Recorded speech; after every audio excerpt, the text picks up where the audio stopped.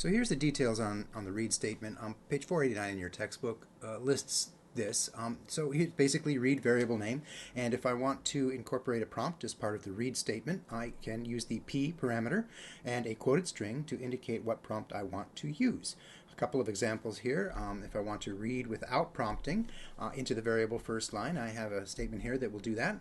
If I want to prompt for a name, as I did in the previous example, this P option is really helpful with that. There's some more that you can look at if you take a look at the script chapter 10 directory. So there's a couple there that you can take a look at. One script is called h2, there's another one called if3, there's another one called lock_tty that all give different examples of the read statement. Here are a few. If I want to get input with read, I can basically do it a few ways. I can basically throw the read statement in with a prompt and a number of variables, and then I can turn around and in output statements output the result of that variable, or the contents of that variable.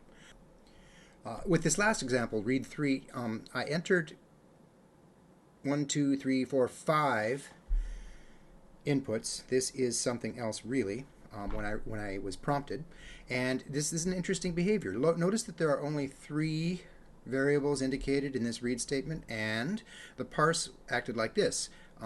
When I did the read into these 3 variables, but I gave it actually a unquoted set of words, it took the first one and put it into variable 1, it took the second one and put it into variable 2, and then it took everything else that was left on the line and it put it into variable 3. So be careful that the input matches the output unless this is the behavior that you are after.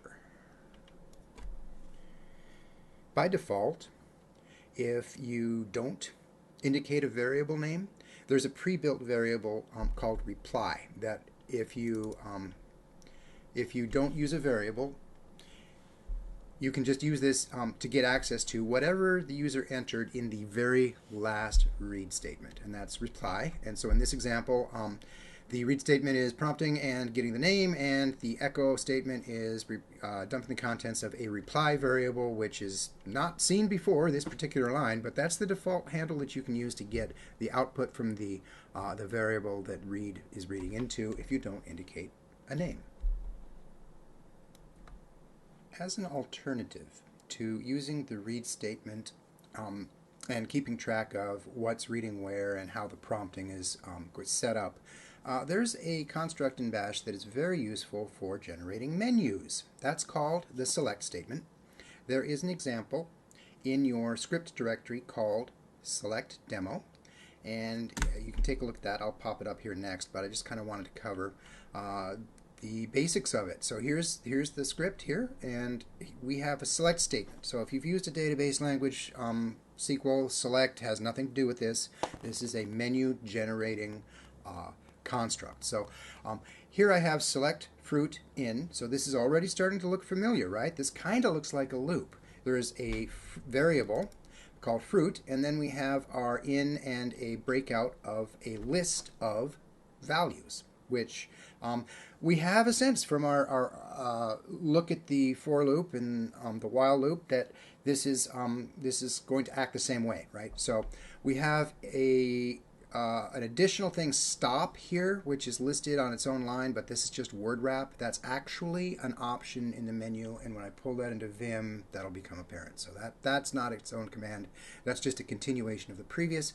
But here's the same syntax that we saw in the loops. Do and done delimit the marking of the boundary of the body of the code to be executed each time, and it references the index variable fruit, and it uses our $ and the double quotes to echo at each iteration the contents of that variable, and then it inspects that variable to see if it's equal to the word stop, and if it is equal to the word stop, the break is called, and that will exit the loop, and then it will come back down here to thank you for playing.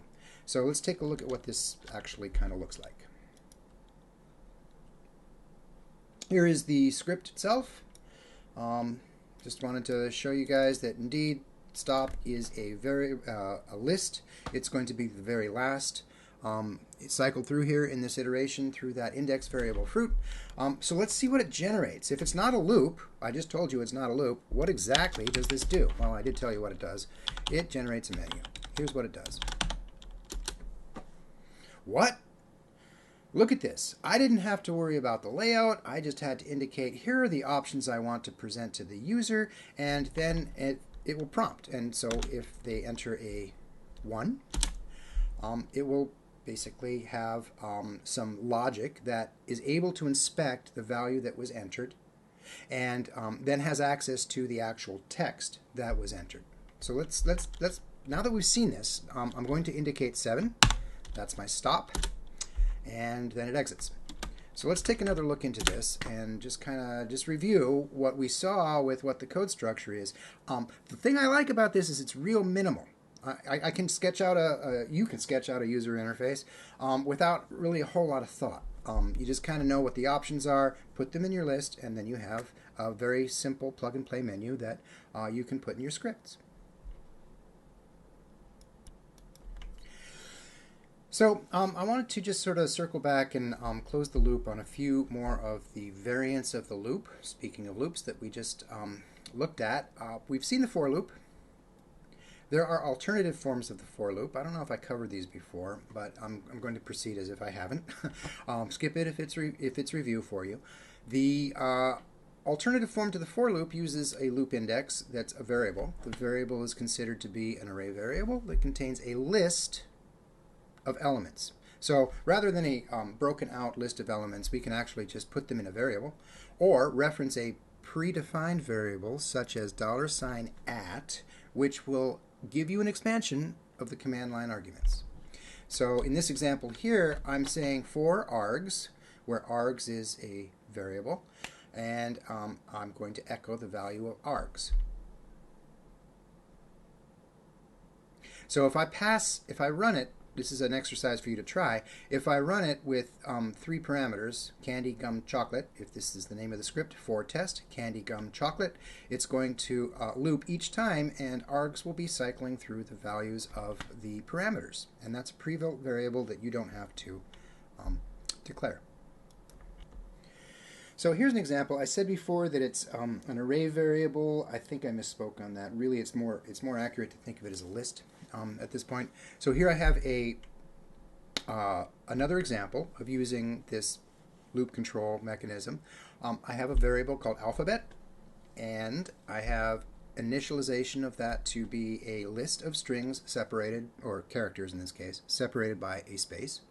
And I have a for loop set up that will take that variable for letter in, and here's the name of the variable, alphabet, and it will loop through each one of these elements and then execute in this case, it will count them.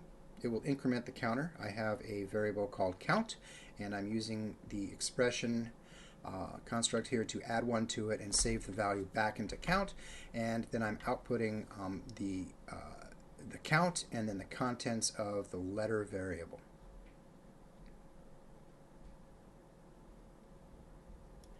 Which, I'm sorry, I'm going to have to call it right here, is a typo. Letter is not declared or used. I believe what this meant to do is assign, dump the value of count. Anyway, either way, onward. So here is the more traditional form of the for loop that doesn't have variables. It's more of a counter-controlled loop, and we've seen this before. It's a 3-parter. If you use JavaScript or C or C++, this is a very common form of the for loop. If you take a look at it, we have 3 conditions here indicated in red. So it's going to indicate for, and then it's going to do between do and done, the code in there. But what's interesting here is happening in the 3-part header here for the for loop. So I have x equals 1, and that is known as an initializer. So the initialize var, and I'll go over here to the syntax diagram. The initialize var portion in this case is setting a variable x equal to the value of 1. And then the second thing is the test condition. So these are separated by semicolons. The second part of this is to basically do a condition check. So this is a Boolean value. It's going to be an expression returning a Boolean value. And it's usually done in terms of this variable. Notice all three parts use the variable x, so we're looking at a number variable that is going to count for us. So in this case, the second part here is doing an evaluation. Does the variable x is x less than or equal to 10? And if so, if that returns true, it will keep running.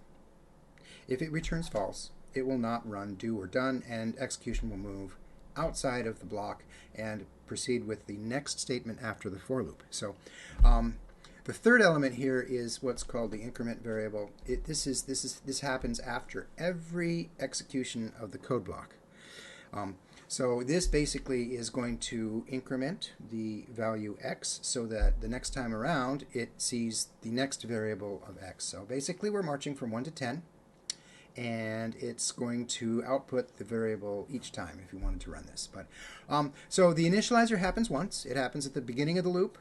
The test condition is checked every time. Each time we get past done, we come back up here, and then the final part happens after everything is the second one happens before the execution of the loop. The third one happens at the end of the execution of the loop, if that makes sense. Okay? So there's an example you can take a look at in your script folder, for loop 2. Take a look at that.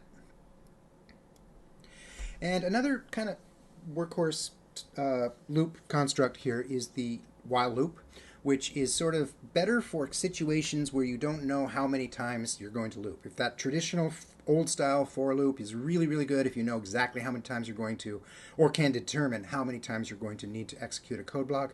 The while just basically works off of a Boolean, and if it has one iteration to make that Boolean turn false, that's what it takes. Otherwise, it will just keep going until the expression returns false. So here's the flowchart we can look at. The while command has a test expression. In this case, the example given is it looks at a variable called status1, checks it to be equal to the value 0, and if that returns true, the commands in the do-done block will be executed. Otherwise, if it returns false, execution exits the while loop and continues at the end of the done. So I think I talked about this in part 1. There is a test expression, a whole lot of different syntax available for you to look at. See page 1005 and 1007 of your textbook. I won't cover it a whole lot here, but there is a nice suite of file test operators if you want to check for the existence or certain characteristics of a file. You can use the R, the W, the S, the F, the D parameters as indicated here. There's a complete list in this URL given here, and as I said, the textbook mentions a few more. One thing, regardless of the loop construct, there's a couple of keywords that you want to become familiar with. This is break and continue. These both do the same thing. The difference is what happens after they do their operation. So these are typically encountered inside loops. So here's a while loop on the left-hand side here. I have a test condition that's checking the value of a status1 variable to be equal to 0. Excuse me. If that returns true, it will do these commands in this block. But notice that there's a check. If some error is greater than 0, which we might indicate maybe by trapping an exit command, or some variable error got set in this vague example of commands. So if that's greater than 0, I'm going to run into this break statement. So the break has the effect of immediately exiting the body of the loop and landing flow execution after the done in the while loop. So that's the break. It exits, you hit the break, it's all stop, we're done with this loop, we don't need to do anything more. Notice that anything after that is not executed. So this is really useful. This is pretty useful to be able to check if you need to continue, and then if it's completely not relevant to continue, you can move on by hitting a break statement.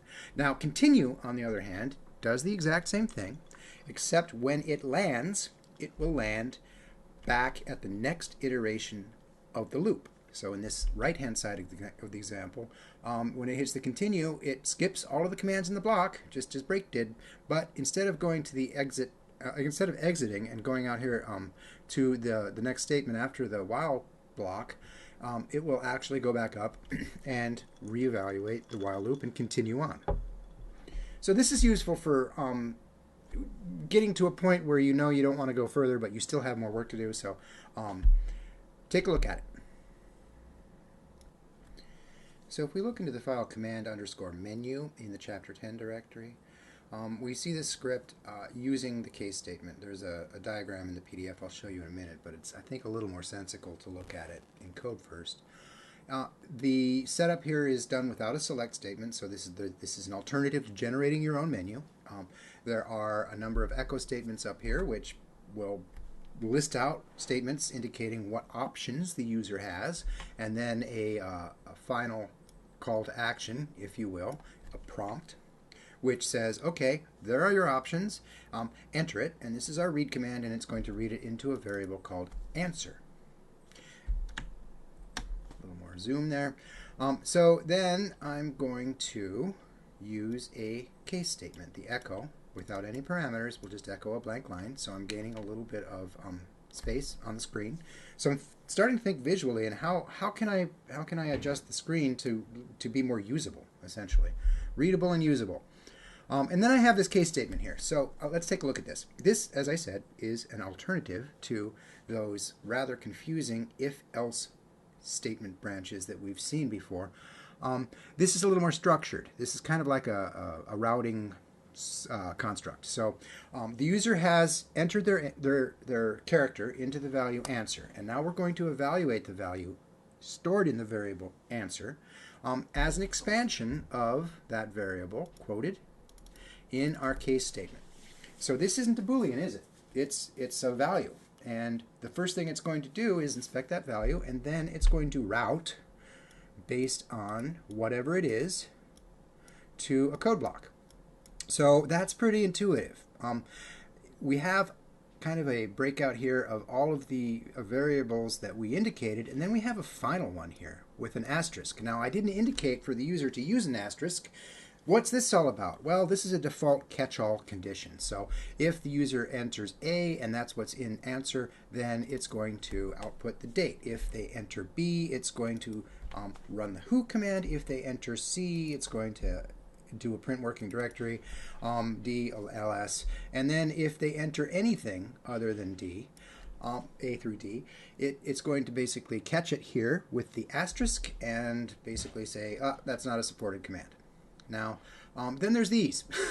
What is this? This is the equivalent of a break statement in a case statement. So this is going to output the, this is going to exit the block. So if the flow of control drops into here from B, putting these in is basically the way of saying this is the end of the code for B. Now there are things that you can do by leaving these out to get some interesting drop-through effects. I won't cover those. Those are a little more complicated to explain, and the reasons why you would do that are a little, there are valid reasons. It's just not something I want to tackle right now. Another thing that's going to help in your scripting endeavors is this construct right here. Remember, $ is going to indicate, when we use it with a variable, we can say something along the lines of echo $ path, and we get a dump of the variable. So what if I told you that we could do this with the output of any command? We can trap the output of any command into a variable, and this is very useful in scripting, so I'm going to show you in the interactive sense here. So if I do something like echo, and then I use the $, so far so good, looks just like what we've seen with the variable, but I'm going to put some parentheses in here. So I have a group. We've seen parentheses before, but I'm putting the $, in front of the parentheses. So why am I doing this? Well, this construct here has the effect of trapping anything I want to put in there as a command. So this is basically a way for you to trap the command's output. So if I do it this way, one interesting thing to note, let's get some altitude on the situation. I did a listing, a directory listing, and it was a long listing, and then I turned around and said echo that. Now that is a very different format than you're going to get with a regular list command, right?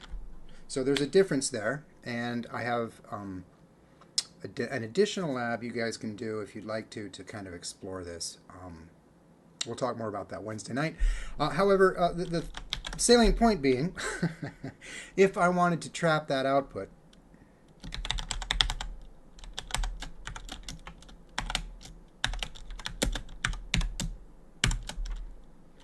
I would simply use the text which is output from the construct $ parentheses and assign that to a variable.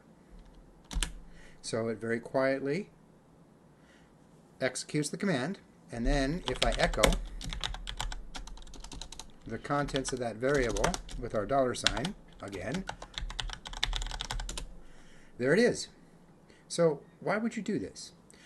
Well, anytime you want to trap the state of data or inspect the command, I find it very useful to be able to have that in a variable, and this is one way to do that, and we'll see a few more examples of that as we proceed this week. There is an example in the chapter 10 in the scripts kit that I distributed called var trapping. So this is the contents of that file. It does the exact same thing with a PS command. So take a look at that. It basically just runs it and then echoes the output back out. So now just a few more notes. This is review, checking your exit status. I mentioned this before. When you use the exit command and you give it a number in your script, it's going to pass that value back to the operating system as a result code. So how do you check that result code? Well, we have a built-in parameter, $? which will give us the last exit code from the last operation. Recall that we're dealing with Unix, so 0 basically means true, successful, everything's good, nothing to report, nothing interesting going on here. However, if that $? Variable contains an exit code that is non-zero, it's pretty much an interpretation game. There are some standards. There are you can basically define whatever number you pass back. So if you're writing your own, you may want to develop that or look at some standards and see if there's something you can adopt. So 302 and 477 of your text also talk about that. And here's an example of checking the exit status. Over here on the right, I have a construct of 3 hard-coded Boolean values and our list separators of or and and. So basically, if I run this, it's going to say is true or false, and false evaluating to true. And if I look at the exit status code of that last operation, that is that entire run of the evaluation using those 2 Boolean operators, it comes back non-zero, right? So it came back false. If I look at grouping the true or false, these two, and then the and false, I get true and false, and that is also false, right? Because it has to be true on both sides for it to be true with the and. And then, isn't this interesting? Here I am doing an inspection of that output, and then I'm doing another inspection of the return code, and I'm getting a true value. What's up with that?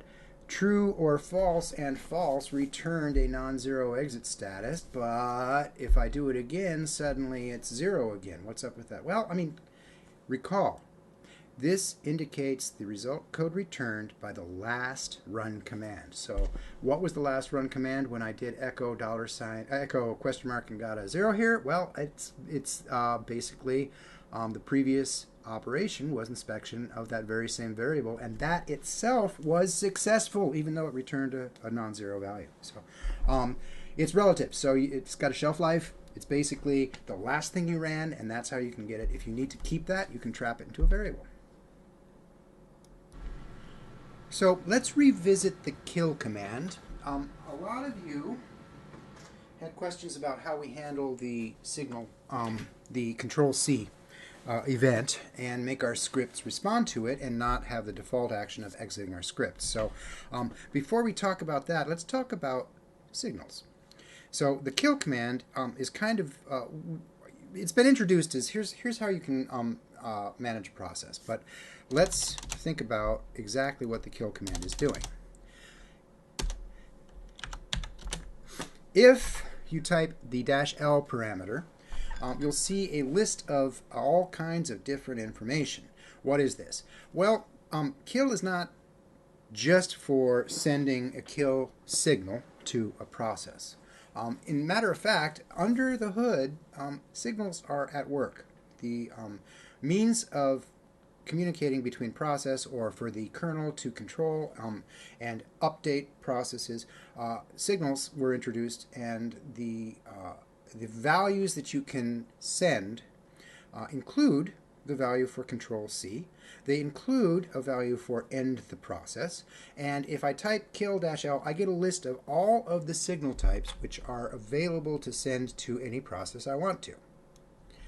If you want to learn more about the signals and how they work, the book recommends that you type man7 signal, and that will bring up the Linux Programmer's Manual chapter on signals, and you can read about them and what they mean and how they are orchestrated.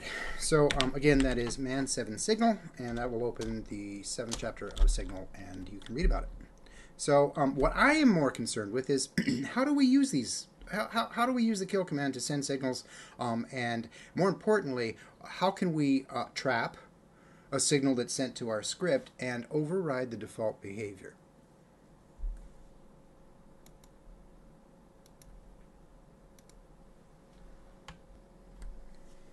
So what signal do we want to use? There's a number of them here, and they all mean different things. So when you press Control C on a running program, what you're doing is you are generating a sig term. So basically, this is a software interrupt that says the operating system should terminate this this command if the command or the process doesn't override it. So sending a sig term is kind of what we want to do in order to kill or in order to kill a process. So handling the sig term is a totally different story. So have a look at these. The interesting thing about this, there's a table on the Chapter 10 topic of traps that talks about signals, and you can kind of look it up. The interesting thing about this is there is a name for these things, these signals, in this case, sig term, and there's also a number. So this is not just a menu generation, although that's probably how they did this. The sig term actually is the number 15. So when you're sending a signal to a process using the kill command, it's very useful to be able to either use the numeric or the symbolic way of sending a signal. So let's take a look at that next. So in your kit, there is a file, if I can pull it up here, called signaltrap1.sh. It's a script, and it has a couple of new elements.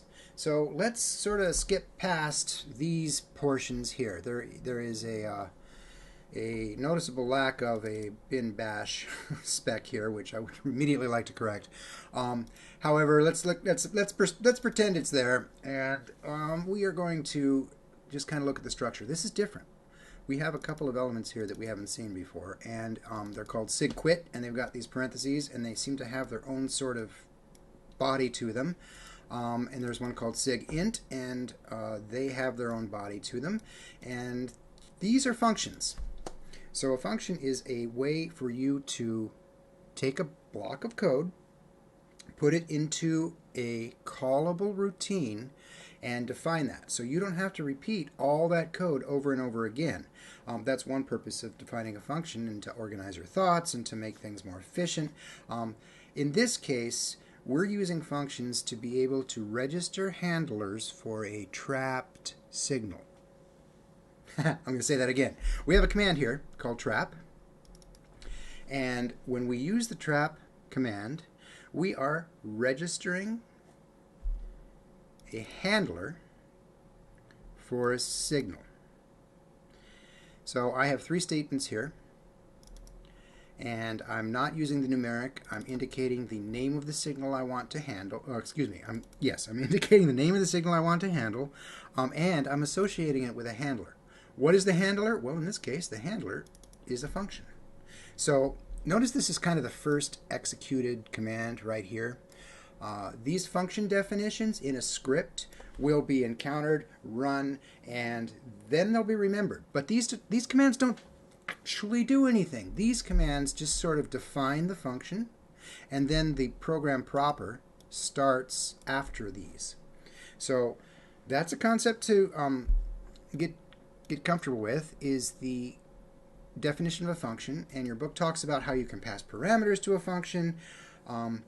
I find they're very useful for decomposing my thoughts. So if we wanted to do the bash roast in one script, we could use functions to kind of carve out the different processes that we're working with. But in this case, we're talking about trapping. So the first line here is going to set up a trap of the quit signal, which is going to be, let's see here, if I look at my chart in the book, that's sigquit, which is 3, which is integer 3. So I'm looking at the table. I don't have a page number. It's in chapter 10. It's table 10-5, which has a list out of the signals and a description of what they do. So I'm basically going to consult that to determine what I need to trap, and then provide a handler for it. So here I'm trapping quit. I'm trapping int, which this is the control C. Sig int is the interrupt that you generate when you hit control C, and it is the sig int, and this is the one we're going to override for control C. So there are keystrokes for quit, control shift. There's a number of ways you can generate these things. We're just interested in handling them at this point.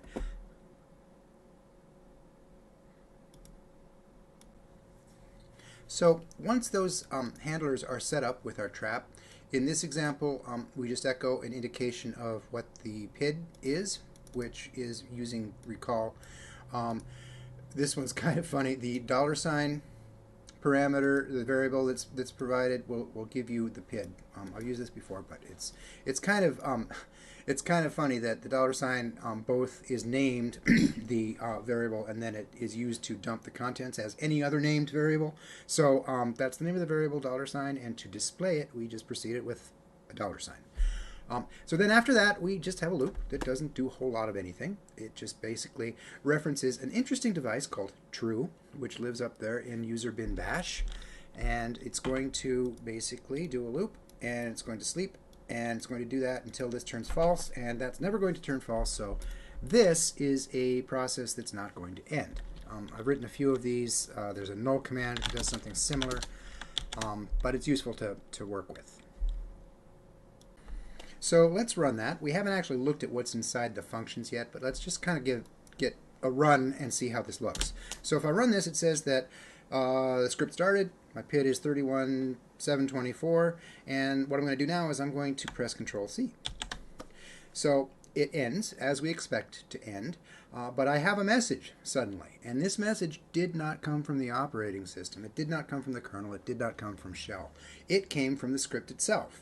So what has happened is I hit Control C, the int was generated, and it was sent to my process 31724, and the handler was invoked. So let's take a look again at that handler, just to take a look at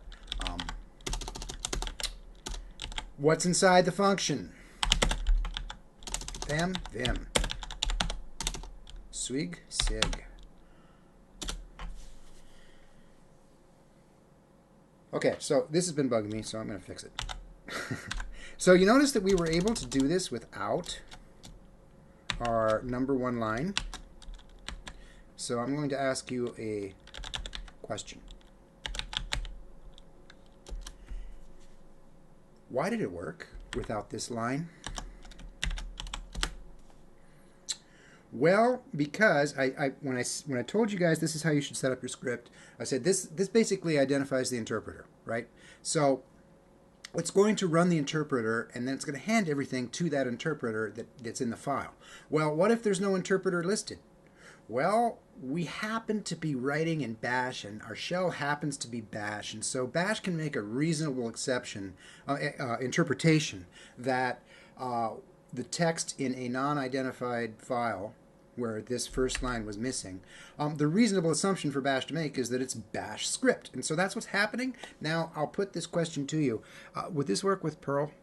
If I didn't indicate the first line was a Perl interpreter and I put all kinds of Perl, would Bash know how to make sense of that? Probably not. So that's done. I've saved it, and now I feel better. Now, looking at the sigquit and the sigint functions. So recall that we set up the trap for sigint, which was the control C, and we set up a function, no parameters, and this is the body of that function. It's really that simple. I just want this function to be called when that interrupt was encountered, and then here's what happens. Instead of immediately exiting, I have the opportunity to do cleanup work, prompting work, anything I need to do to have a well-designed exit from the program in response to this receipt of a signal. So I'm just echoing in this case. This is just echoing, and then I'm using the exit, and I'm passing back everything's okay. And after that happens, this entire script is going to be ended. Now, look at that up here in the quit handler for the quit function. It doesn't exit. It just indicates that the signal quit was received. So let's take a look at that. That's kind of interesting. So let's run our script, but this time let's run it in the background. So I have a PID, it's 3233, and it's running, and if I hit enter again, I have a prompt. So now I can send a signal. Now recall, I want to send a signal that's not control C, so I don't want the int, I don't want sigint. I want to basically send a command that is going to be trapped by the quit command. So how do I generate that? There is a chart that tells you that control shift pipe or control shift backspace will generate a sig quit. I think I'll use the kill command in this particular instance because you can't press control C or control shift anything in a script. This is how you're going to generate signals from one process to another in a script, is through the use of the kill command. So you can do that using okay, so I'm running the script signal trap 1 sh. I put it in the background. So I got a process ID and a job ID back. And so the PID is 327. And if I was to want to generate a kill command, I could use the signal parameter to the kill command and say, please send sig quit to the process known as signal trap 327. Okay. There we go. So take a look at this. 327 received the signal but didn't quit. Why didn't it quit? Well, let's take a look at the script and the definition of the handler for that function. Actually, first, you know what? I'm going to kill job. I'm going to actually send a process to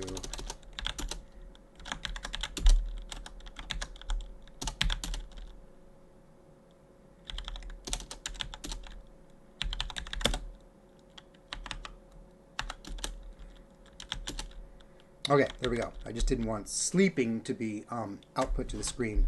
I made it noisy. Maybe I shouldn't have done that. So we wanted to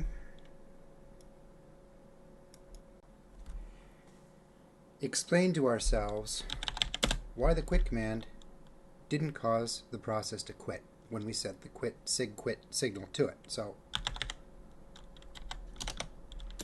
let's take a look at the definition of that function.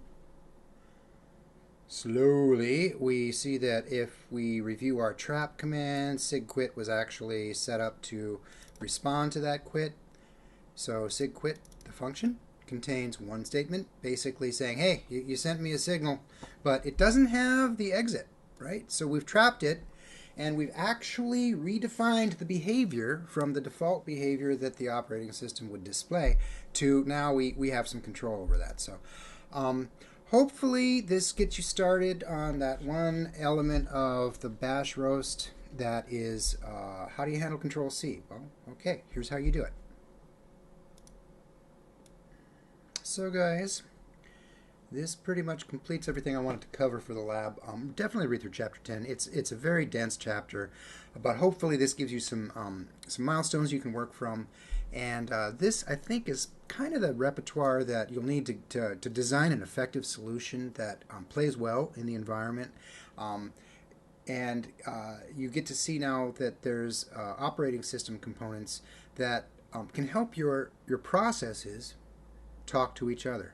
So when we're talking about the bash roast, where there are two processes and there are two scripts, we already know how to handle that, where we need both of them running in memory at the same time, right? You just type the name of the first script, followed by the ampersand, then you type the name of the second script, followed by the ampersand, like this, right? Remember this?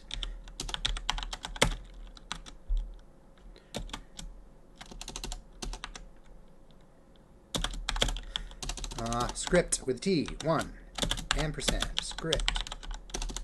Oh, my fingers are not cooperating. SCRIPT, 2.